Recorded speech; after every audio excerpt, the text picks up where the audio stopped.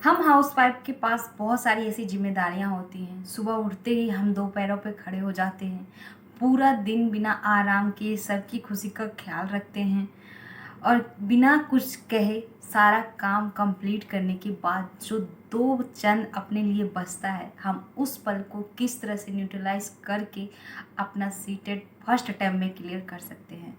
तो गाइस बहुत सारी हमारे पास काम होते हैं, इतना टाइम नहीं होता है, लेकिन फिर भी हम सोचते हैं कि थोड़ा सा टाइम निकाल के थोड़ा अपने लिए कुछ किया जाए, अपने फ्यूचर को बेटर किया जाए। और कुछ हमारे भी सरकारी नौकरी के सपने हैं, तभी आप लोग ये मेरी वीडियो देख रहे हो गाइस। तो इन सभी सपनों को पूरे करने के लिए हमें थोड़ा सा तो टाइम अपने लिए निकालना ही पड़ेगा। जब हमारे पास वो ज्वाइनिंग लेटर आएगा ना गाइस, तो सारा नींद जो है, सब कुछ जितना भी हमने त्याग किया है, सब एक दिन सफल हो जाएगा।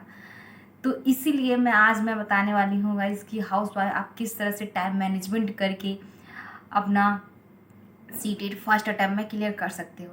तो hey guys, welcome back to my channel. आप सभी का मेरे न्यू व्लॉग में स्वागत है। तो गाइस मैं आप बताने वाली हूँ कि आप किस तरह से अपना टाइम मैनेजमेंट कर सकते हो और किस तरह से टाइम को सही से यूज करके और किस उतने समय में क्या हमें पढ़ना है, क्या नहीं पढ़ना है, उन सब पे फोकस करके अपना सीटेड फर्स्ट अटेम्प्ट में क्लियर करना है। तो गाइस मैं बताने वाली हूँ, पहले तो ये बताने वाली हूँ गाइस कि अगर आप लोग मेरी ये वीडियो देख रहे हो, अगर आप एक हाउसवाइफ हो, तो आधी जंग तो आपने यहीं पे जीत ली है, क्योंकि आपको सच में कुछ करने की इच्छा है, तभी आप मेरी ये वीडियो देख रहे हो। अगर नहीं होती तो क्यों देखते आप? तो आप सचमुच क्लियर करना चाहते हो, सचमुच टाइम मैनेजमेंट करना चाहते हो, तभी आप मेरी ये वीडियो देख रहे हो। तो सबसे पहले मैं आप लोग बता दूं कि बहुत कोई जॉइंट फैमिली में होता है, कोई सिंगल होते हैं, हस्बैंड वाइफ होते हैं, या बेबी होता है, या फिर सारे जॉइंट फैमिली में होते हैं, बहुत 5 6 मेंबर्स होते हैं, फिर आपके अपने बच्चे होते हैं। सारा घर काम कर, सबका घर का सारा काम करने के बाद अपने लिए जो टाइम निकलता है हम उसमें पढ़ाई करके किस तरह से अपना पेपर पास कर सकते हैं। तो वैसे चाहे सिंगल फैमिली में हो या जॉइंट फैमिली हो में हूँ, मैं बता सकती हूँ अपने एक्सपीरियंस के अनुसार। मैं भी एक हाउसवाइफ हूँ अभी फ़िलहाल, और मैं भी टीचिंग एग्ज़ाम की प्रिपरेशन कर रही हूँ। चाहे सिंगल हाउसवाइफ हो या फिर आप हस्बैंड वाइफ या बच्चे रहते हो या फिर जॉइंट फैमिली में रहते हो, दोनों में काम बराबर ही होता है। ऐसा नहीं है कि किसी में काम ज़्यादा हो रहा है, किसी में काम कम होता है। लेकिन ये होता है कि जॉइंट फैमिली में थोड़ी रिस्पॉन्सिबिलिटी ज़्यादा हो जाती है, और हम जब सिंगल रहते हैं थोड़ी रिस्पॉन्सिबिलिटी कम होती है, और हमें जो फ्री का टाइम होता है अपने हिसाब से यूटिलाइज कर सकते हैं। तो गाइस बिना समय गंवाए मैं आप लोगों को बताने वाली हूँ। जैसे कि कुछ हाउसवाइफ होती हैं सुबह जल्दी उठ जाती हैं, 4 बजे उठ जाती हैं, कुछ 5 बजे उठ जाती हैं, या फिर हस्बैंड को जितने बजे जॉब जाना होता है उससे पहले उठ के अपना लंच नाश्ता वगैरह बना लेती हैं। तो मैं ये नहीं बताऊंगी आप लोगों को कि कितने बजे आपको उठना है, 4 बजे उठना है कि 5 बजे उठना है या फिर 6 बजे उठना है। आप ये सब आप अपने अकॉर्डिंग, अपने सिचुएशन के हिसाब से देख सकते हो। बस आपको ये मैं बताऊंगी कि आपको कितना भी काम क्यों ना हो, लेकिन आपको 11 बजे से पहले फ्री हो जाना है। कितना भी काम क्यों ना हो, झाड़ू पोछा, बर्तन, बच्चे को दिखाना, बच्चे को खाना खिलाना, और घर की साफ सफाई, जितना भी हो, 11 बजे तक आपको फ्री हो जाना है। 11 बजे से लेके आपको 1 बजे तक अपनी कंटिन्यूस पढ़ाई करनी है। हाँ, अगर बेबी छोटा है आपका तो थोड़ा सा बहुत प्रॉब्लम हो सकता है, लेकिन आप यह देखिए अगर छोटा बेबी है तो आपको उसको फीड ही करवाना होगा और कुछ तो करवानी होगा, और आप उसको फीड करवा के आराम से अपना पढ़ सकते हो। हर तरह की परेशानियां होती गाइस, लेकिन हमें सभी मुश्किलों का सामना करने के बाद ही हमें अपनी मंजिल मिलेगी। तो इसलिए थोड़ा बहुत मुश्किलें आपको झेलनी पड़ेगी, ठीक है।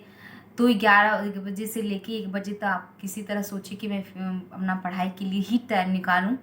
उसके बाद 11 बजे से आप 1 बजे तक आप पढ़ते हो, तो उन सब्जेक्ट को लें कि जिनमें आपका स्कोर ज़्यादा हो, ठीक है। स्कोर ज़्यादा, ये भी देखना है हमें कि किस सब्जेक्ट में सबसे ज़्यादा स्कोर हम करेंगे, किस सब्जेक्ट को हमें ज़्यादा करने से हमें स्कोर मिल सकता है। तो आप लोगों को पता है कि सीटेट में पैडोलॉजी कितना ज़्यादा इम्पोर्टेंट होता है। तो फ्रेंड्स हमें उस सब्जेक्ट को ज़्यादा टाइम देना है जिसमें हमारे स्कोर ज़्यादा से ज़्यादा हो सके, ठीक है। हमें ये नहीं देखना है कि कोई 12 घंटे पढ़ रहा है कि 11 घंटे पढ़ रहा है, उससे हमें कोई मतलब नहीं है। हम कम समय में भी और सही से कॉन्सेप्ट को क्लियर करके भी सीटेट अच्छे नंबर से पास कर सकते हैं। तो इसलिए हमें उन सब्जेक्ट पे ज़्यादा ध्यान देना है जो हमारे अच्छे स्कोर कर सकते हैं। तो सीडीपी आपको पता है कि सीटेट में कितना ज़्यादा इंपॉर्टेंट होता है। तो सीडीपी अगर आपने सही से कर लिया तो आपका सारा मतलब सीटेट तो 75 नंबर तो आपके ऐसे ही हो जाते हैं गाइस, सिर्फ और सिर्फ सीडीपी पे। तो हमें सबसे ज़्यादा सीडीपी करना है। तो इन 11 बजे से 1 बजे तक आप सीडीपी कीजिए, अच्छे से कॉन्सेप्ट को समझिए। सारे सब्जेक्ट में 5 सब्जेक्ट को जितना भी होता है सब में सीडीपी आता है। तो अपनी सीडीपी पे सही से फोकस करके अपना सीडीपी को कॉन्सेप्ट को एकदम क्लियर कीजिए, ताकि आपका जो है पेपर अच्छे से क्लियर हो सके फर्स्ट अटैम्प्ट में। कई बार क्या होती है कि कितने बार हम पेपर देते हैं लेकिन हमारा निकलता ही नहीं है। तो हम यही गलती करते हैं कि हमें उन चीज़ों पे ध्यान नहीं देते हैं जिन पे हमारा स्कोर सही से हो सकता है। तो आपको पता है कि सीटेट में सीडीपी कितना ज़्यादा इम्पोर्टेंट है, तो उसका कॉन्सेप्ट आपको सही से क्लियर करना है। तो ठीक है, तक 1 बजे से 3 बजे तक आपको रेस्ट करना है। उसमें आपको ये देखना है कि घर का जितना भी काम हो और जो बचा हुआ है या फिर दोपहर का भी काम हो जाता है। मैं भी एक दोपहर का काम करती हूँ, दोपहर में मुझे किचन में जाना होता है। तो हो सकता है आप लोग भी चाहते होंगे, या फिर आपके पास कोई काम नहीं है तो आप पढ़ सकते हो, या फिर आपको देखना है कि घर का काम जो भी है उसे मैं फटाफट अपना निपटा लूँ। ठीक है, उसके बाद 1 बजे से 3 बजे तक आपने निपटा लिया। उसके बाद आप 3 बजे से लेके 5 बजे तक पढ़ सकते हो। 3 बजे से 5 बजे तक आपको उन सब्जेक्ट को देखना है। 3 बजे से जो सब्जेक्ट आपका मतलब क्या है, बेस स्ट्रॉन्ग नहीं है और आपको ऐसा लगता है कि मेरा ये स्ट्रॉन्ग ही नहीं है, बिल्कुल भी नहीं है। जैसे कई लोगों का मैथ होता है तो आप उसमें मैथ कर सकते हो। उसके बाद मैथ, संस्कृत, इस तरह से आप ले सकते हो। जो आपका मतलब लगता है कि कॉन्सेप्ट मेरा क्लियर नहीं है, मुझे इसमें ज़्यादा टाइम देना है, तो आप इन सब्जेक्ट को 3 बजे से लेके 5 बजे तक कर सकते हो। ठीक है, उसके बाद आता है, उसके बाद हो जाता है 5 बजे। 5 बजे के बाद शाम हो जाता है गाइस, तो बहुत जोत वगैरह दिखाना होता है। फिर खाना, किचन का काम भी हो जाता है, चाय वगैरह बनाना पड़ता है।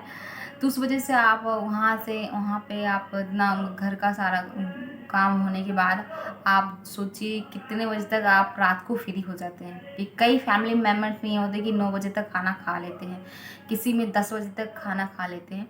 तो आप सोचिए रात को जितनी जल्दी फ्री होंगे उतना आपको अच्छा होगा, क्योंकि रात को भी आप फिर पढ़ने का अपना समय दे सकते हो।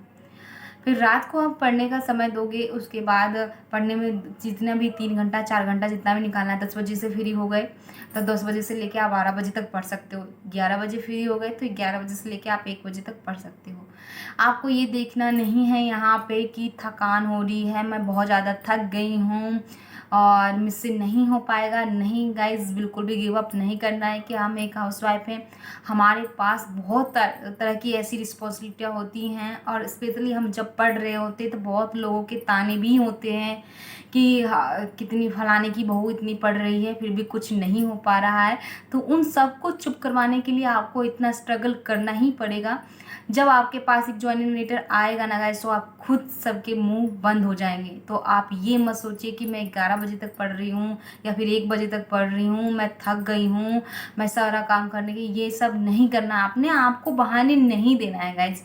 ठीक है, आपको जितना समय हो सके आप उसको सही से न्यूट्रलाइज कीजिए, सही से यूज कीजिए, ताकि आपका जो है सीटेट फर्स्ट अटैम्प्ट में क्लियर हो सके। क्योंकि अगर सीटेट ही ऐसा एग्जाम है, क्लियर करने के बाद बहुत सारी वैकेंसियाँ जो आप पेपर दे सकते हो। अगर प्राइवेट जॉब का भी आप करना चाहते हो तो प्राइवेट में भी सीटेट मांगता है ही मांगता है। इसलिए सबसे पहले आपको सीटेट क्लियर करना ही करना होगा, अगर आप का ड्रीम है कि मुझे टीचर बनना है एक। तो ठीक है, तो आपको मतलब जितना भी हो 3 घंटा रात को आप निकालिए किसी भी तरह से। कितने बजे भी आप फ्री हो जाते हैं, 9 बजे से फ्री हो जाते हैं तो 9 बजे से लेके आप 11-12 बजे तक पढ़ सकते हो। 10 बजे से आप फ्री हो जाते हैं तो 12-1 बजे तक पढ़ सकते हो। 11 बजे फ्री हो जाते हैं तो मतलब इतने बजे तक आप पढ़ना है आपको। ठीक है, और रात में तो स्पेशली बहुत अच्छा लगता है पढ़ने में, क्योंकि शांति होती है, कोई हमें डिस्टर्ब करने वाला नहीं होता है, कोई किसी भी तरह का काम भी नहीं होता है, कोई हमें बुलाने वाला भी नहीं होता है। तो उस समय भी आप सही से 2 सब्जेक्ट ले सकते हो। दोपहर में 2 सब्जेक्ट ले सकते हो और सुबह के समय आपको एक ही सब्जेक्ट लेना है, क्योंकि उसमें उस समय आपका माइंड फ्रेश होता है गाइज। और उस समय आपको वही सब्जेक्ट लेना चाहिए जो आपको सही से समझना है, ठीक है। तो CTP हमारा बहुत ज़्यादा ज़रूरी होता है, तो आप सुबह के समय लीजिए या फिर रात के समय भी ले सकते हो, जिस समय आपको अच्छा लगे। ये मैंने अपने अकॉर्डिंग बताया है, आपको जिस समय आपको अच्छा लगता है आप लीजिए, या फिर आप रात को एक मॉक टेस्ट भी लगा सकते हैं और पढ़ाई भी कर सकते हैं।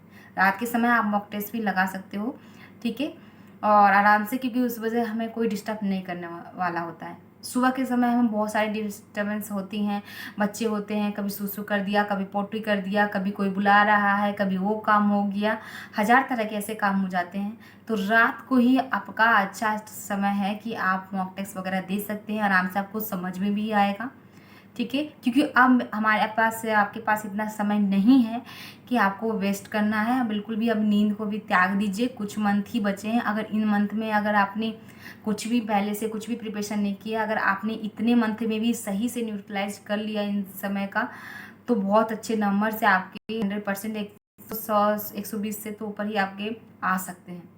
सही स्ट्रेटजी से आपको पढ़ना है। गाइस मैं बता दूं, आपका सीटेट इतना मतलब हार्ड पेपर नहीं होता है, आसान होता है, पर शर्त ये है कि आपको उसको सही से समझना होता है, ठीक है। क्या सब्जेक्ट हमें सबसे ज़्यादा नंबर दिला सकती है, वो चीज़ पे आपको ज़्यादा फोकस करना है। सीटेट को पास करने के लिए 2 चीज़ सबसे ज़्यादा इम्पोर्टेंट है, मैं आप लोगों को बता दूँ। सीटेट ये है, पहला ये है कि आपको कॉन्सेप्ट को क्लियर रखना है। कॉन्सेप्ट आपका क्लियर होगा तभी आप PYQ कर सकते हो, तभी आपका मतलब सही से आपको समझ में आएगा कि क्वेश्चन पूछ क्या रहा है। इसलिए अपने कॉन्सेप्ट को क्लियर कीजिए, ठीक है। कॉन्सेप्ट को क्लियर कीजिए और अपने मतलब फिर PYQ लगाइए, आपको आराम से समझ में आएगा, ठीक है।